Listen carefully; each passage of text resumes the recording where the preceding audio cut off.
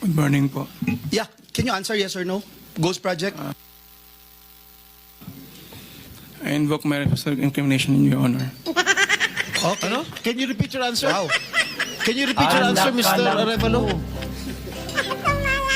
I invoke my right for self-incrimination in your honor. My God. The question of the majority floor leader is very simple. It's very simple. Do you have any ghost project?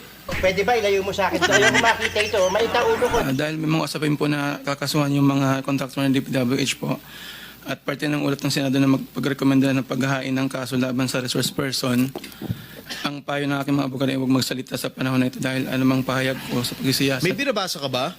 Ginawa ko po, Your Honor. Ano binabasa mo?